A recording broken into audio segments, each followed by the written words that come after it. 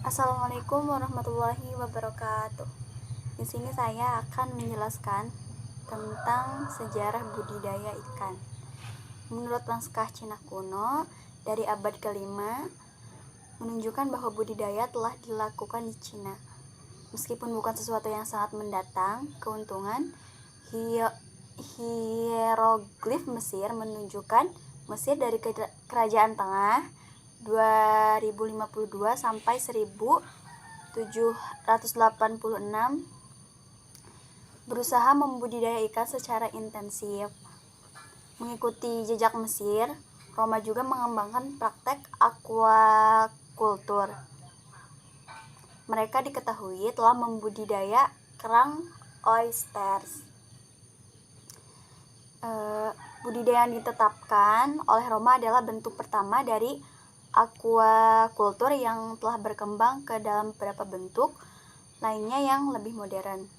Semua bentuk awal budidaya sangat berbeda dengan sebagian besar budidaya yang dilakukan saat ini. Perbedaan utamanya adalah bahwa perikanan budidaya di zaman kuno, ikan yang dipelihara adalah ikan kecil yang diambil dari perairan. Tidak ada pembenihan, ikan terus dibiarkan bertumbuh dengan menciptakan lingkungan yang sesuai untuk tahun yang lalu dikumpulkan untuk pertumbuhannya. Ikan mas di Cina ribuan tahun yang lalu dikumpulkan pada usia remaja dan dipindahkan ke kolam khusus tempat mereka tumbuh. Orang Mesir dan Roma membuktikan praktek ini tidak terbatas pada ikan mas, tetapi digunakan dengan jenis lain seperti kerang dan makhluk lain-lain yang mampu bertahan bila dipindahkan ke kolam budidaya.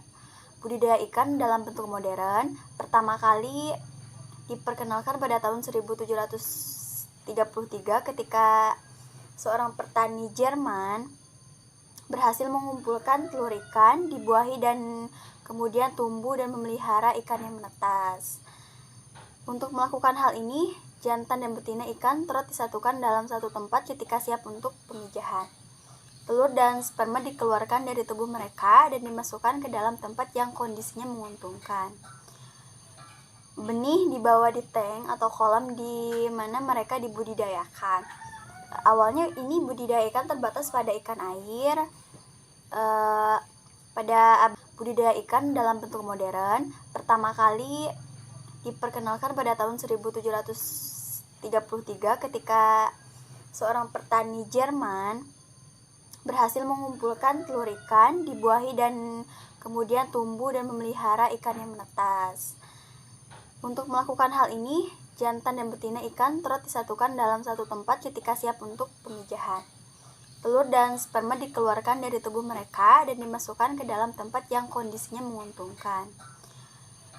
Benih dibawa di tank atau kolam di mana mereka dibudidayakan. Awalnya ini budidaya ikan terbatas pada ikan air. Pada abad ke-20, teknik yang baru telah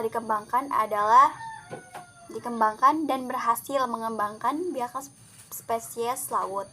Sebagian ilmuwan telah mempelajari lebih lanjut tentang siklus kehidupan ikan, budidaya dan rangsangan yang mendorong pengembangannya.